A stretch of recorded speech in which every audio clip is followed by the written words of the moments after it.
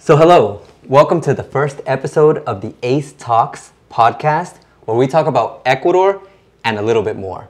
Today, we're accompanied by our special guest, Don Shader. That's me. How's it going, Don Shader? Good. It's been a while since we've been coordinating to meet up, and we finally got a chance to. Yeah, it's been a tough road. It really has. It's unfortunate that Portoviejo and Manta aren't closer, considering they're already pretty close. Yeah. But it is what it is. Well, there's been a few times where I thought we were going to be able to get hooked up and everything, but then we had things happen that were beyond our control. Inconveniences. And when you're doing this kind of stuff that we're doing here, people think this, it's a shoot and post, but there's a lot of work behind the scene that people don't see. Definitely. So it was, we don't have any control over that. Definitely. So. It reminds me of me shooting the Portoviejo video. That's not just one day of video. That was a lot of days, months that took me to shoot that. But enough about me. All right. We're here to talk about you, to learn a little bit more about you, about Ecuador, and things that we can do here, things that have happened here. So my first question to you, Don, is why Ecuador? Why Ecuador? Yeah, a lot of people ask me that. It's mostly economics.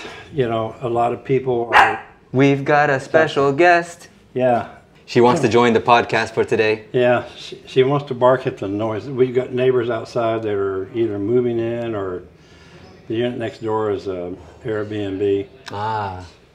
And I think... It's probably because of the beach season coming up, right? Yeah. Well, technically we are in beach season. Yeah. But back to your original question, it's mostly economics, and it was the money, the fact that healthcare is readily available here, it's affordable, rental, housing is very affordable, the climate. I did a video about, I think I listed like 10 reasons why I picked Ecuador, and number one on the list, like I said, was economics. The rest of it is all secondary. It's just a great place to live. It's a good place to live. It's easy to live here. It's affordable to get here. Their income requirements is what, $425 a month, and that's critical to a lot of people for wanting to live here. So that's it. That's why I'm here. All right, that's cool. Since we're on the topic of living in Ecuador, let's get into more specifics. Okay. Why Manta? And if not Manta, what would be your second choice? Well, number one, Manta was because of, I did a lot of research before I came here following other YouTubers. I had a lot of extensive dental surgery that had to be done here that I'm still going through. I had to have surgery done on my foot that I wanted to get done because of the orthopedic surgeon that's here in Manta. Top Dental here in Manta is taking care of my dental work, and it's the climate. It's on the beach. My second choice would be, and always has been, would be Cuenca. I went to Cuenca about this time last year, and I spent a month there. I had a little bit of an issue with the altitude, but other than that, I think I could live with the altitude problem. Once I get all of these other health issues taken care of here, it's very possible that I might go to Cuenca, Go for an extended visit or for just an extended time. Oh, okay. Yeah. Because my whole trip here is an exploratory trip. I've been on this exploratory trip for 20 months now, and I started my YouTube channel to document it, and then it's turned out to be a little bit more than I thought it was going to be, and I can't just stay here. I have to keep going. There's other places in Ecuador that I want to see, like Cotacachi, Loja, maybe Vilcabamba, but I'm not sure about that. And then, of course, I have a very close personal friend here, too, that's here in Manta. So that may have a lot to do with where I stay, too. Yeah, a lot of times having someone who's close by who can, you can spend your time with as well. It's good doing things on your own because, Right. You have a lot of fun and you get to do it your way. Right. But being accompanied, always fun. Right. Always fun. All right, so going into the idea of the things that you do here, what exactly are your hobbies? The things that you find most fun to do here in Ecuador? Something I've been doing since I was 10 years old, photography. I used to have a website. I don't have a website anymore, but I put my work up on Instagram. under Shaderdon, Shaderdon. I'll make sure to leave it in the description so okay. you check it out. And that's just most of the work that I've done since I've been here. Photography, and then the second to that would be videography, which I just started since I came here. And then, of course, the third thing would be teaching photography. I like teaching it, and even though there's not as much interest in it here as there was in the States, all it takes is one person, and I'm happy with that. All right. What would you say attributes to the disinterest in people wanting to learn photography here? Everybody has a creative bone, you know. A lot of people don't even know it, whether you want to be an artist, a painter, a YouTube creator, you know, a photographer. I know people that draw, you know. I think that it's just human nature for us to want to create. It's so important, you know, that in the United States, part of the Constitution was written that allows people to be able to copyright their creative works. That's so important. It's so important that it was actually written into the Constitution before legislation was written in on how to elect our president. So I think everybody has that drive to be able to contribute something and show what they can do. And at least that's my excuse. And it's not a bad one. Right. It's obviously fun to be able to do what you love, and if there's at least some people who are interested. And just I was always curious because, like, when you told me about photography, like it's something that I know only from like the surface level, like I said before, but it's not something that I know in detail. And it is something that I'd like to learn a little bit more about. It's just I don't feel that I can really dedicate the time and passion to it now. I'm really like all in on YouTube, all in on creation of videography and stuff like that. Well, that's why they call them YouTube creators, you know, and that's what you're doing, you know. For sure.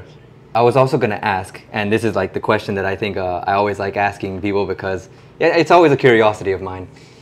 In terms of food, when we come to Ecuadorian food, is there a food that you consider to be amazing, like supreme? And is there a food that you tried once and you would never try again? You know, I'm not a real big fan of plantains.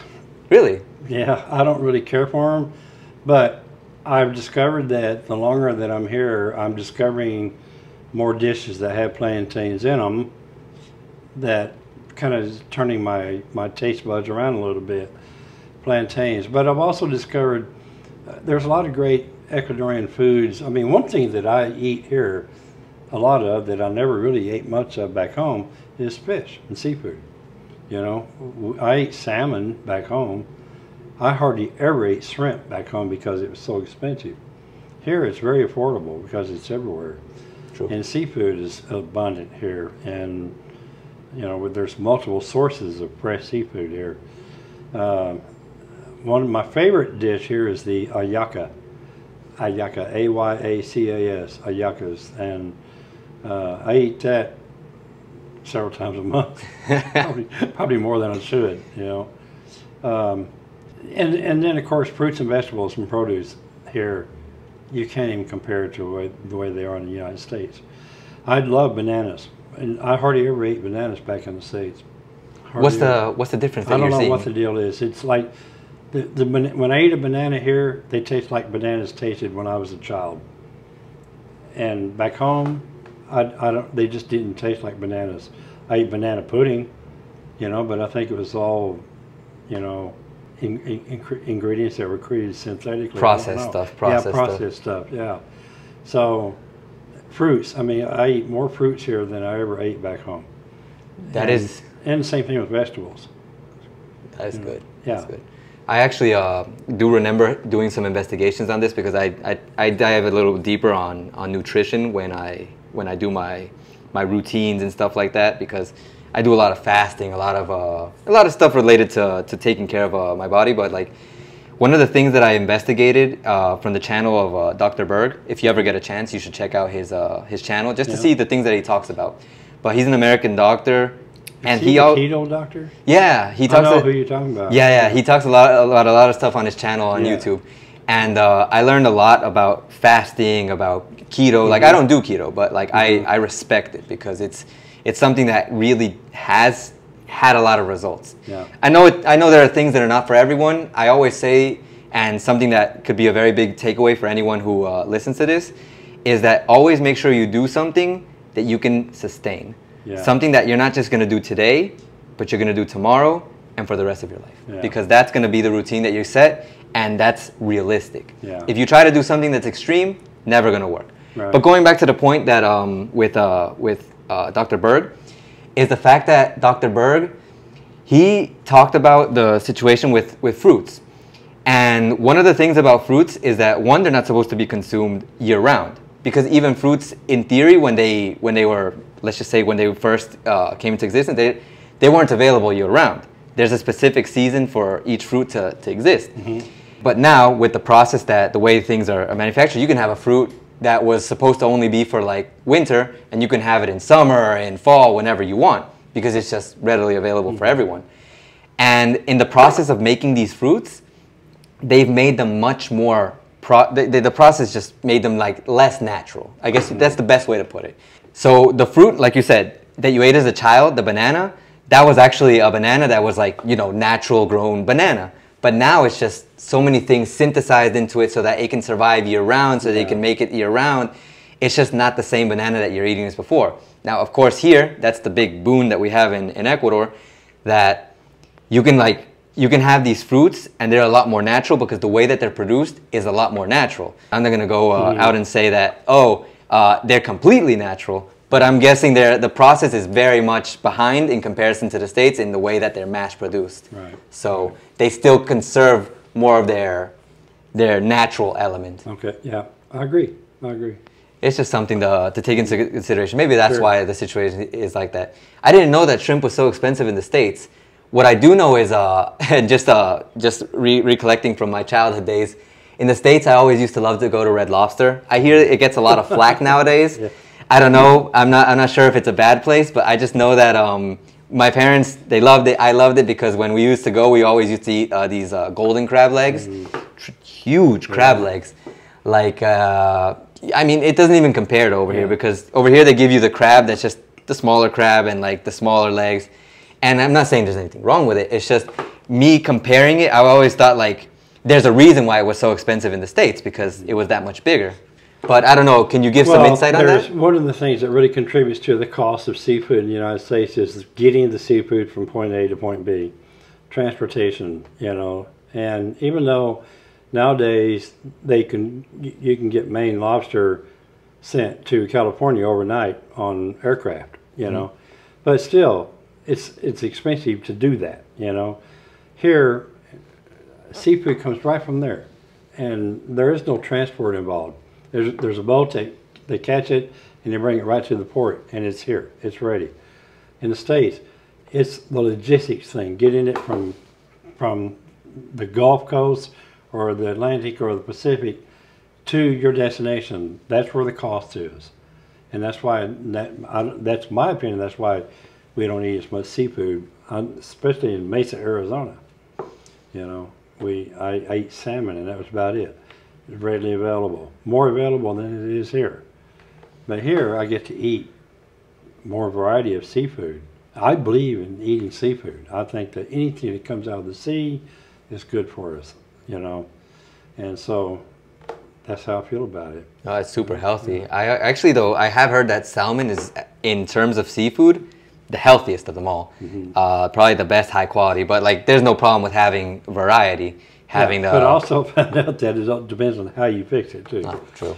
You know, if you saute it in butter, yeah. Well, it depends on what kind of butter. You know, butter isn't as bad as they say it is. I know, as long as you eat real butter. Yeah. That's my, yeah.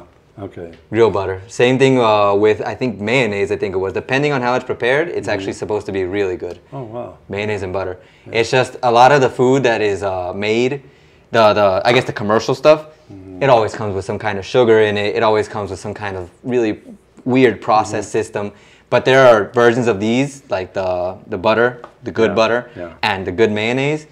super healthy Yeah. because they're fats. Yeah. And in your diet, what you should always focus on eating if you want to, like, you know, I guess lose weight, or if you want to like stay like healthy, is healthy fats and a moderate amount of proteins. Healthy, yeah. Carbs are just like, you can eat carbs. I'm not gonna be like the carb police, but it's always better if you reduce them if you're trying to take care of yourself like to another level. Absolutely. Yeah. And but yeah, going into like talking about the whole food thing, do you think, or what do you think about rice being everywhere? It's just that I have this comment from my friends from Switzerland, and they're like, rice is everywhere. And I never noticed because as someone growing up with a Latin American family, we have rice a lot. So what do you think about it? In the United States, I hardly ever ate rice. I've discovered that eating rice here is a great filler. It's when you can't think of what to eat with something, you can always make rice. We always fear in the States, we always, you know, we look at rice and think carbs, you know, but yet you look at the Asians and the Asian people that eat rice on a daily basis.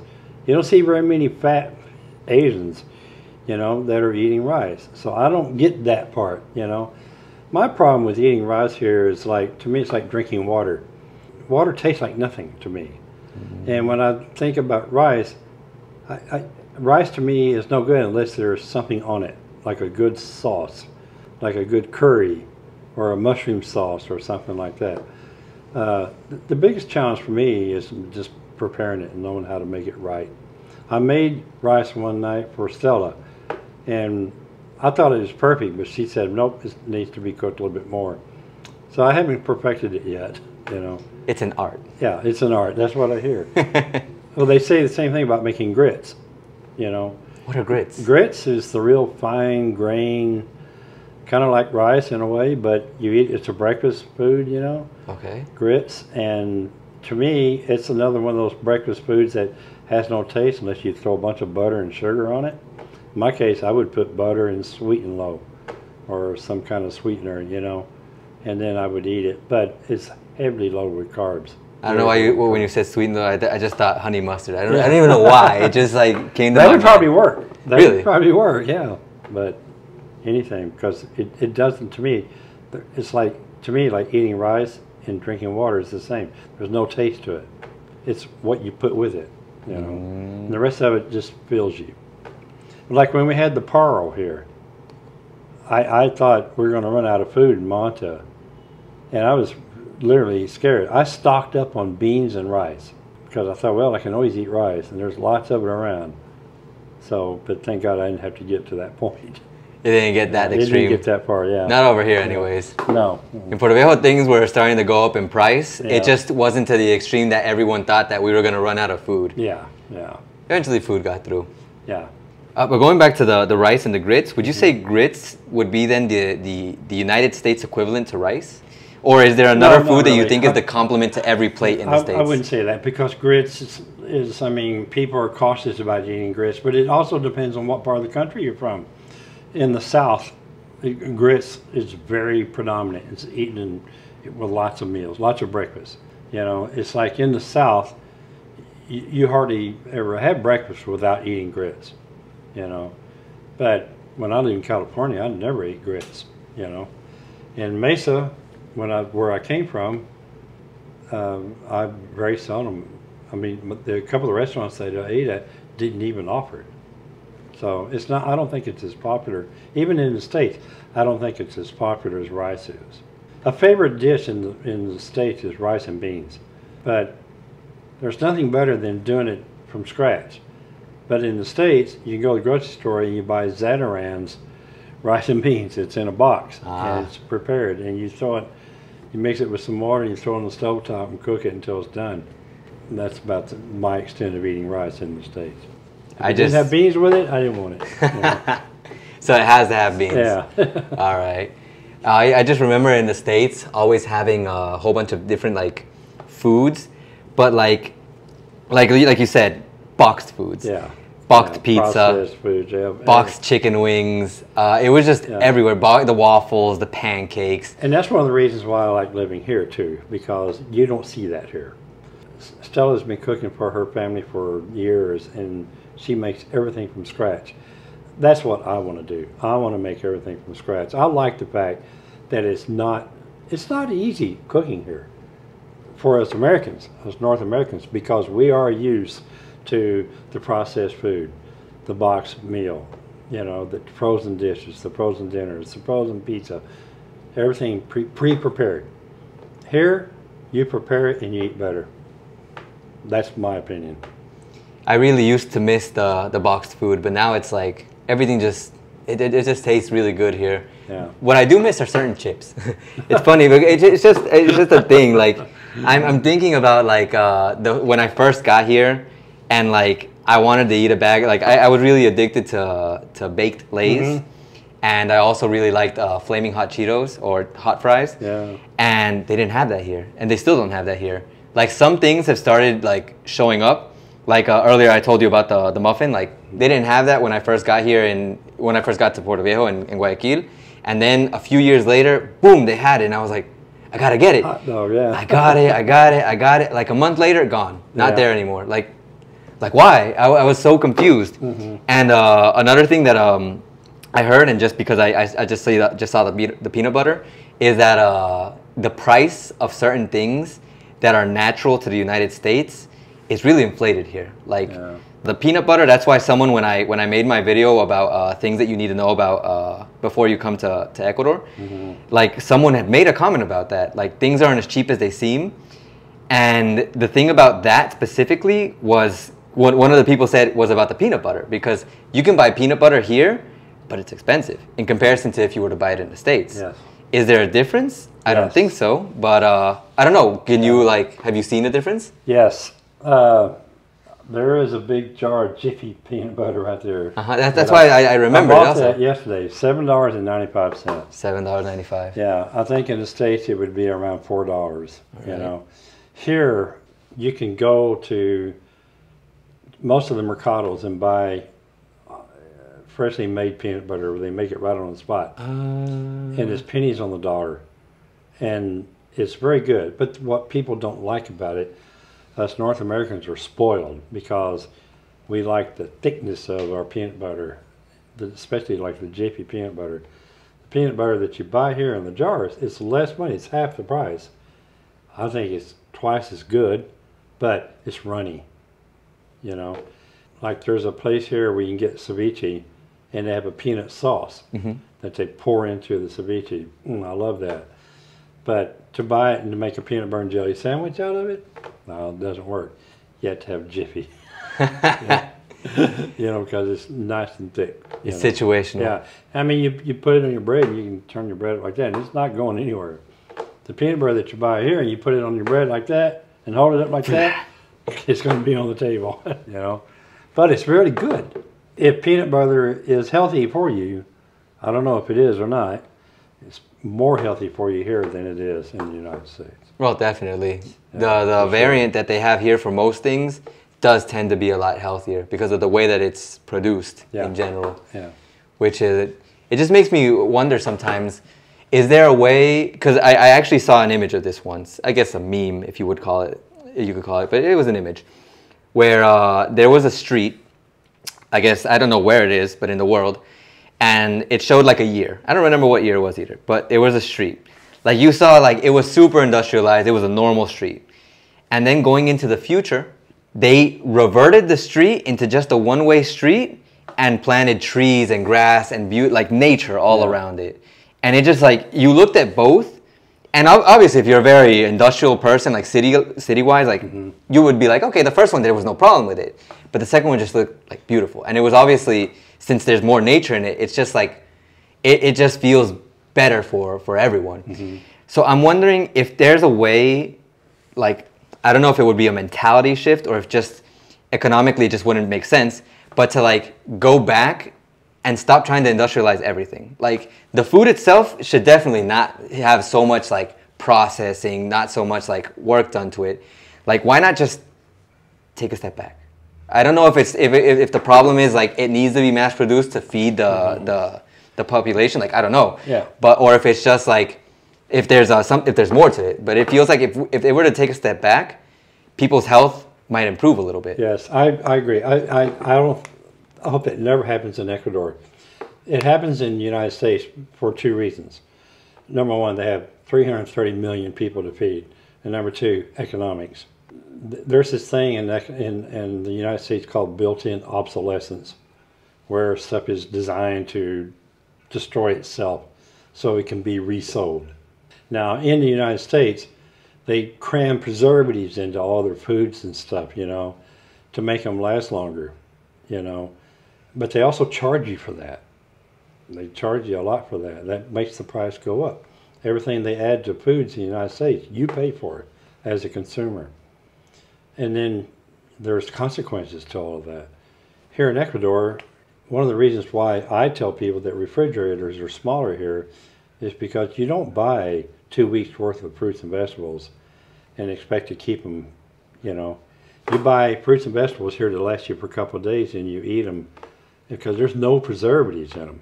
So you don't need all the space in your refrigerator. You know, you're going to eat it all up in a couple of days. In the States, because of economics and because they want stuff to last a long time, you have to buy a lot. You cram it in your refrigerator, you know, and you pay for all of that. And it's not beneficial to you at all. Not at all. It has to pay a toll somewhere. For the food, the fruits to last longer, someone's paying the price, and it seems like other than economically, our health is suffering. The health of people who consume the food that comes with all those things in it. And the worst part is you're paying more to hurt yourself, I guess you would say. Yeah, well, people here in Ecuador, you see the tiendas and the fruit stands on the sidewalk. That fruit is cycled fast. It's quickly. Fruits come in from the market, it's sold and out of here that day or the next day. In the United States, they have to have so much. They produce so much because there's so many people living there, and they put preservatives in it so they can afford to let it sit there, you know, and it takes days to sell out their fruit, you know, but there's still a price to pay for that, you know, in more ways than one. More than just economics, it's health-wise. You're eating crap, whereas here you're eating good, nutritious food. I'll never forget when I first moved here, I bought some oranges and I let them sit on the counter, you know. A couple of days later, I think one of them was going to walk off because stuff was growing on it so fast. No. You know, and I was told, you got to eat that, you know. So now I know. I keep a little bit in the refrigerator, and that helps keep it. That's a better preservative than shooting chemicals into it. Oh yeah, for sure. Know, spraying it with chemicals and so forth.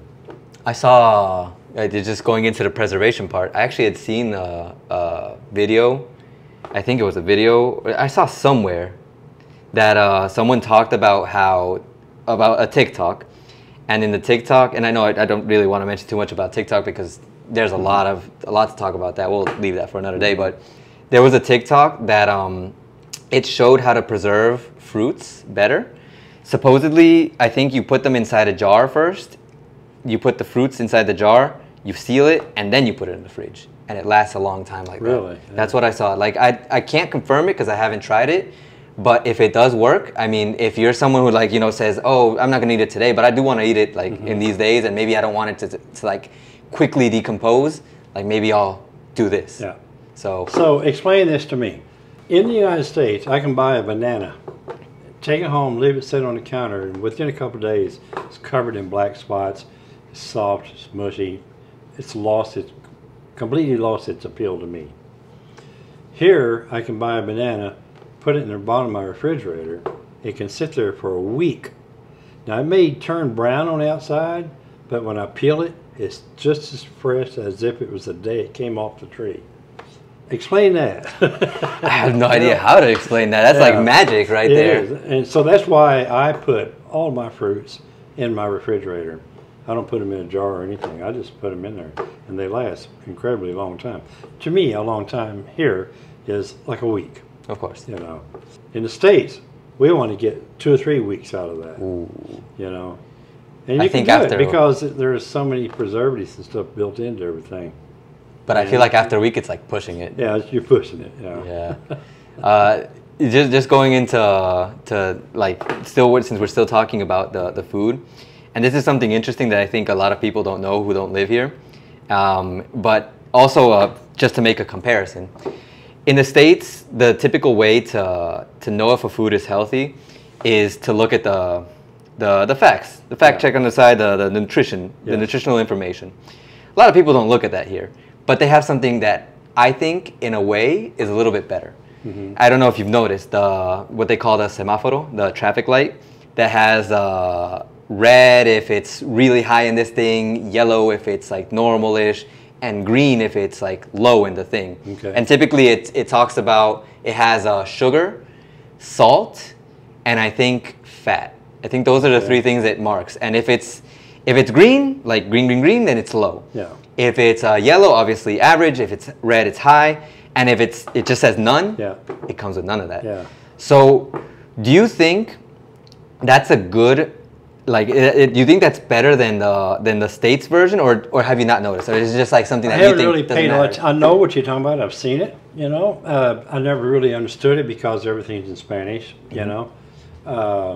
But, you know, speaking for myself, in the United States, I hardly ever looked at the nutrition information anymore, you know. Several years ago, I was quite heavy. I was almost 300 pounds. I wore 3X shirts. I was taking 5 pills a day for everything that was wrong with me. And I can show you a picture, and it don't even look like me. That's how I knew about Dr. Berg. I got on the keto diet, and I started following him. But my doctor actually put me on the keto diet, and I lost 68 pounds in like 7 months. During that time, and for a time after that, I looked at nutritional information. I don't anymore, and that's probably why I'm fat. But, you know, I'm not as fat as I was then, but I could still lose. To me, I think what's more important than looking at and reading and understanding nutrition information is just to eat right in the first place. You know, do the occasional fasting. Oh my God, Thanksgiving dinner, I couldn't believe how much food people put on their plates. I believe in portion control. You know, stop eating so much, folks. That's what I keep wanting to tell people. Because in the United States, you know, we're taught, eat everything on your plate. As a kid, we're taught, eat everything on your plate. And that goes with us throughout our whole life. I think one of the best things our parents could do for us as children is don't say eat everything on your plate. Eat until you feel satiated, full, and stop. And then exercise and get rest and drink plenty of water. Yes. I don't need all that nutrition information. I might get a lot of flack for this, but I keep telling everyone that more important than eating is sleeping. Because a lot of people kill their days, like they stay up super late, they drink until they, and okay, I'm not saying drinking is bad. Like drinking obviously has its negative side, but like you can drink, but then go home at a time that's decent and go to sleep at a good hour, get your 8 hours of rest, because that's much more beneficial to you than eating your 3 meals a day. You can go without eating 3 meals a day, but if you don't sleep well, it's going to mess with you. And I think that's very important, and that's also the basis for one of my strongest arguments against noise here. Because I tell my friends that if you don't get 8 hours of sleep at night, you're not going to be healthy, you know. And yet, I complain here in Ecuador that sometimes it's impossible to get a full night of sleep because of noise that you have no control over, you know. So I don't know, how do you address that problem, you know? It's really hard because you can complain with the police and seemingly they'll do something about it, but they won't. Either they won't, or they seemingly will, or they won't. But then even if they do, like I remember there's a curfew, like not a normal, not the paro curfew, but like there are like normal curfews where, like, you know, at this time the police starts kicking you out of the street because people need to sleep. But what do people do? They follow the rule of what they call in Spanish el más sabido, and okay, they're kicking us off the street. Let's go to a house. They go to a house. Put the speakers on the balcony. Goodness, like I feel like I understand the desire to have fun, and especially in a city like Portoviejo, where your only form of entertainment is either in the afternoon, in the morning, you go to the park, you have the shopping, but at night, what do you have to do? You got the street drinking, and then after that, if they're trying to kick you out, and that's like your only way of like de-stressing, you want to take it somewhere else. I get it, but it's like, what about everyone else who doesn't want that? Like you're making you're causing a problem for everyone else, and it's not fair. I live on the street where all the parties used to happen all the time. Like literally when there's the Esquina de Perez, which is the big party that we have in October in Portoviejo, the music until like 3 or 4 in the morning, and it's blasting because it's not just like could you imagine if in front of like the street of your house, like there's a literal like stage. Like I'm not talking about like, oh, you know, some guys with a guitar. No, it's a stage with the amps, with everything, and it is crazy loud music. And there's not just one. Right. In that party that we have in Portoviejo, there's one stage there. There's another stage all the way over there. Another stage on the other extreme. Like in a whole street, you could find probably I think like 4 stages of all of them playing a concert level music, like high volume. So how do you get your sleep? You know, you just cry for a while and then you. okay, no. Being serious, like throughout the years, I'm discovering. I mean, the foam earplugs work pretty good for me, and you know, you just have to. You have to learn. Talking to North Americans, you have to accept the fact that it happens. We're not going to change it. We have to learn how to live with it. We have to learn how to deal with it. And I deal with it. I have a fan in my room. Doors and windows are closed. My air conditioner's on in this time of the year. I put earplugs in my ear, and at first it was hard to go to sleep with the earplugs, but now it's a piece of cake. And if you get the really good foam earplugs that when you shove them in there, they swell up, and I hear nothing. Unless it's like right outside my door, and that doesn't happen that often. So. No. I mean, for the noise to be like that close, that would just be cruel at that point. Yeah. Well, I've experienced that a couple of times. Since I've been here, the Oceania right down the street here, they had a big party in the penthouse, and it was an all-night thing, and it was just, you know, you just lay there and you just take it. And eventually you go to sleep, you know, but you don't get a good night of sleep, and that's the worst part for me, especially the older we get. You know, I sometimes feel like Ecuador is killing me with the noise, but it's been a while since I've felt that way. It's much easier to deal with now. I kind of feel like maybe like that's what I was gonna say. How I deal with it. I think I just gotten used to it. Let's just say like your intake of volume was, let's say at a 4 before, and now you can like take like a 5 or a 6 or a 7. So you're like, and okay. I mean, I hear it, but I don't hear it. It's like the car alarms. I mean, I can't tell you the last time I heard a car alarm, but I know they've been going off all day today. You know? Definitely. I've heard them, but I didn't hear them. I've heard them, but they didn't bother me. That's probably the better way to put it. True. You know, because it just like I just let it go in one ear and out the other. I think I don't know if this morning it was a car alarm, but the story time of what happened to me this morning. Like I said, so for me to get to Manta first, I had to go buy a tire. Yeah. And literally because my tire, the back tire of my motorcycle was flat. Yeah. So I went jogging to downtown to go get the tire, which was almost like, let's just say a 10 to 15 minute jog. I jogged to get the tire. The store was closed, but on my way to the store where I was gonna get the tire, there was an alarm going off in I don't know if it was a building alarm or if it was a car alarm, but there was an alarm. So like that just reminded me of that alarm. And then the whole process of me running around with a tire, because yes, I jogged there and I jogged back with a tire around my neck. It was funny because I asked a friend of mine who worked around. Thief! I was worried about that. That happened to me before. That has happened to me before. It was once in the university. But first, let me finish this one first. So I went to my friend and I asked her, so how much of a psychopath would I look like if I jog around with a tire? From 1 to 10. She's like, not that bad if you carry it around like this. And I'm like, no, that's going to hurt my shoulder. What if my shoulder? So what if I carry it like this? No, you're going to look crazy. Everyone's going to look at you. And I was like, oh boy. Yeah. And then in the university, when I was in the university here, I actually one day we were 2 friends. We went to go visit a friend who didn't go to classes. Yeah. He had this like giant dictionary that another friend of mine wanted because he was super into books and he wanted this like cool dictionary. So we went over there, and we had to get back to classes. So we were like, oh man, we gotta run. So we went back, and one of our friends was a girl. And I was like, hey, I'll carry your book bag for you. And she's like, okay. So we went jogging with the book bag. And since I was carrying her book bag, when I was jogging the street, there were some guys who were like in front of a house, like parked with their car. Yeah. And they saw me and they were like, they tried to stop me. They were like, oh, stop, hey, no, you can't steal it. Like, you know, implying that I was stealing it. And my friend was like, no, he's with me. And they were like, oh, okay. And I was like, Okay, and then afterwards, when we went jogging, when we went back to the university, my friends were laughing the whole way because they were like, they confused you for a criminal. I'm like, I mean, I'm not surprised because, you know, it's dangerous. You know, you see someone running away with something here, it's like, you know, there's a chance. And the good thing, in my mind, the good thing is that these guys, like if I had to shed a positive light on it, is that they actually were willing to do something.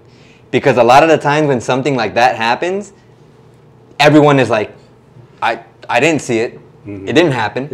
Like, it's a lot of like, you know, you can take care of yourself. I'll take care of myself. You know, I don't want to be involved in this problem. In terms of, I guess, transportation, I've seen in your videos that a lot of the time you go by taxi when necessary, of course. Do you consider it possible for someone who just got here, like let's just say I just got here to Ecuador. I have no idea how the taxi system, the bus system, how Ubers or the service that you have here works. Do you find it possible for a person like that to use a bus? Because here, I know we know what buses are because in the States there's buses. But I feel like buses here are much different than buses in the States. Yeah, and every city is different in Ecuador. In Cuenca, you go to Itapi and you buy a couple passes. They have magnetic straps on them. You swipe them when you get on the bus or the tranvia, and you prepay for all your rides. Here in Manta, they don't have that. You pay when you get on the bus. Of course. And most bus drivers have change, and they'll give you change for your, you know, your fare. I find that when people come here and they're first getting here, don't even attempt the bus system. Call the taxis. Get in driver and put it on your phone, and that way you can tell them where you're going, where you are, where you're going, and how much you're paying, and you can pick the driver. You can pick the kind of car you want to ride in. That's the in-driver app. Me personally, in Manta, I've never been on a bus. I rode the bus all the time in Cuenca, but there are newer buses, more modern, and it's easy to pay. I mean, you just get on. There's a card reader, you know, and you're on. You know, no questions asked. So for newcomers coming here, I say, nah, don't worry about the bus yet, but do get on the bus eventually. There's an app that you can download on your phone. I don't know what it's called here. And you can actually pick the bus by the route that it's on, where you want to go. I can't think of the name of it. Sorry, I don't know. Me neither. Don't worry about it. There is an app. There's an app here. You can look it up later and put it in your description. But you can also just get on the bus and tell the driver if you can talk to him. I'd tell people also, I mean, Manta's not that big. Get on the bus and see where it goes. You know? Just let it take you. Let it take you, yeah. You know, and I mean, because there's buses everywhere. And if you get somewhere where you're scared, believe me, a taxi's right around the corner. So you just get a taxi and come back home, you know. That's what I feel about it. The exploration method. Yeah. Like, let yourself be free. Let yourself go. Don't let the wind take you. Let the bus take you. Yeah, let the bus take you. Just get on it and go. For sure. I'm glad you mentioned the thing about the card system, because I think someone did ask me about that in the video of cost of living. I didn't know. Like, I was curious about Quito because I know, like, Portoviejo doesn't have it, Manta doesn't have it, but bigger cities, maybe like Guayaquil, Quito, Cuenca, more organized, Loja, they do. Like they have that kind of card system because that's more that's like similar to the States. It's a plastic card. It's like a credit card, you know, and you just go and they're all prepaid. You go. When I went to Cuenca, the very first day I was there, I hired a driver to show me around, and the first thing he did was he took me to the airport, and the airport is where I bought my bus, my tranvia, and my bus passes. I got 2 cards, and I put $5 on the bus one and $5 on the train, and I think I had to refill the train one time, but since I'm over 65, it was incredibly cheap for me, like 15 cents a ride. So, and I believe they have the same thing in Guayaquil, and I'm almost certain they have it in Quito too, but not in Manta. No. Yeah. Not in Portoviejo either. No. Another thing they don't do here, in Cuenca, the taxis use their meters. Oh yeah. Here they don't. you know. The meters are just like a decoration. Right, They have them, but they don't use them. And one thing that I've noticed in both cities that they don't do here is the taxis don't use the light system on their car to let you know that they're available. Oh. They use their horn. It's true. It feels like a lie. Like, I keep telling people they use their horns a lot here, and they hold their horn. Beep, beep, beep, beep. Oh my God. So. It's kind of annoying. Like once again, part of the culture. It's very annoying. People are just so used to it. I could be walking this way down the street, and a taxi would be coming this way, and he's going to honk at me. You know. So you just get used to it. Yeah. At first, when I got here, I thought it was someone I knew, like honking at me. But then afterwards, like I just stopped looking because it's probably a taxi. When they honk, don't go, hey, because now they will stop. Yeah. Yeah. An interesting tip that like it should be part of a video. Like don't like really weird things you would think that you don't have to know about, but you should know about. No, yeah, but it's true. One more question, just really random because I remember someone had asked me about it, but since I don't live in Manta, I didn't have the best response for it. Is there a good optometrist? I think it's optometrist for eye doctor. Here in Manta, that's not overly expensive. I mean, from what I understand, either way, like most of the time, it's not very expensive for most medical treatments here. But either way, just an idea, anyone like you might know, or any like suggestions? Because I am to the extreme honest person, I have to say I don't know. All right. Because I've not been to an eye doctor here. I need to go. You know, I had cataract surgery right before I came here, and at the very first of the year in 2021. But I know people here that have gone to eye doctors here. And I have one person that complained about the prescription they got. But I have another person that I talked to that had nothing bad to say about them at all. But I don't know who they went to. That's something that I need to research. One of the things that I'm working on for my channel is I'm going to put a Google Doc together that's going to list doctors and all essential services that people need to know about when they come here. There's been a couple times where I've had subscribers came to Manta, and the day they get here, they get sick, and they don't know what to do, you know. And so I keep promising my viewers that I'm going to put a document together that you can download from Google Docs, and eye doctors definitely will be on that list. Perfect. But right now, I don't know. No, that's perfect. That's perfect, though. Don't worry about it. Either way, it was just something I was curious about because I couldn't say to that person either, like, oh, hey, yeah, I know someone because I don't live in Manta. I just know that in general, for certain treatments, even like a dentist appointment could be very cheap. But I really wouldn't know. I just know that you can get your eyes checked for free, and then after that, whatever comes after that, really not sure how much it would cost. I can assure you, it's going to be affordable. Well, for sure. Especially for North Americans that are coming here. It's, you know, Amelia and JP did a video about some glasses that he got. But I believe this was in Cuenca. But I was surprised that he had a really nice looking pair of glasses that were prescription glasses. He got the exam, the prescription glasses, lenses, everything for like $145. Nice. Yeah. Beautiful. That is unheard of in the United States. Ooh. You don't get anything like that. Even when we just going into one more comparison about that, just because I went through that, my dad always told me that oh, you gotta be grateful for your teeth because like I actually had like braces and stuff like that in the States. Braces are thousands of dollars. I think my whole dental operation, like for it to be complete, and the good thing we had insurance, was around like $10,000, something like that, around there. Yeah. Over here, it's not even close to $10,000. You like if it's $1,000, it seems like a lot.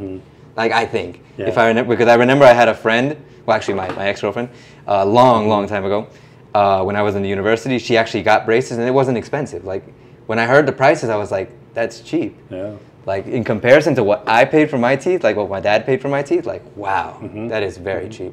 Yeah, I mean I had full upper mouth restoration surgery done when I first came here. It was 35 grand in the States, and I got it done here for $9 at Top Dental. Wow. And we're not done yet, so I can't show you anything. But they did a full upper mouth restoration, but I broke them, and I broke 2 of my implants, and so Top Dental is redoing the whole job for me for nothing.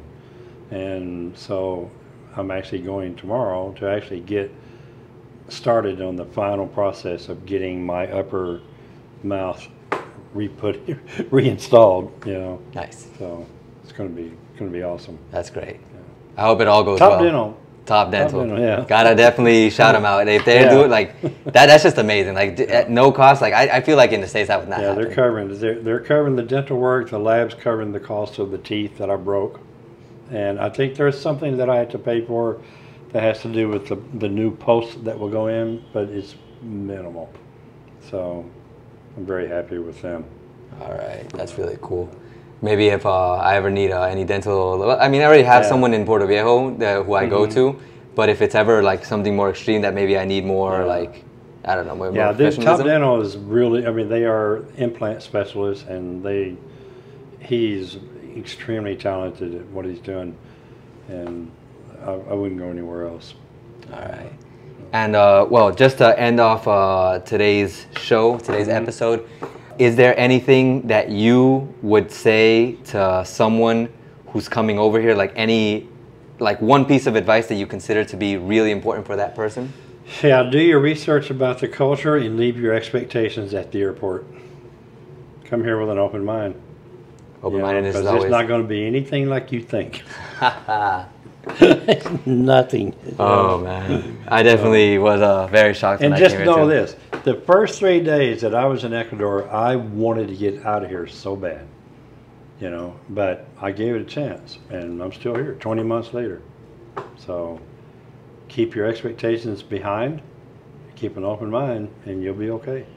And give it time. Learn the culture, and learn to accept it. That's all I can say. All right, perfect. And watch my channel. Definitely check out John Shader. Like, you guys got to check out the stuff that he talks about. Like, he's no BS. He goes into detail with the topics. He does his work. He does his investigation. I mean, I'm happy with it.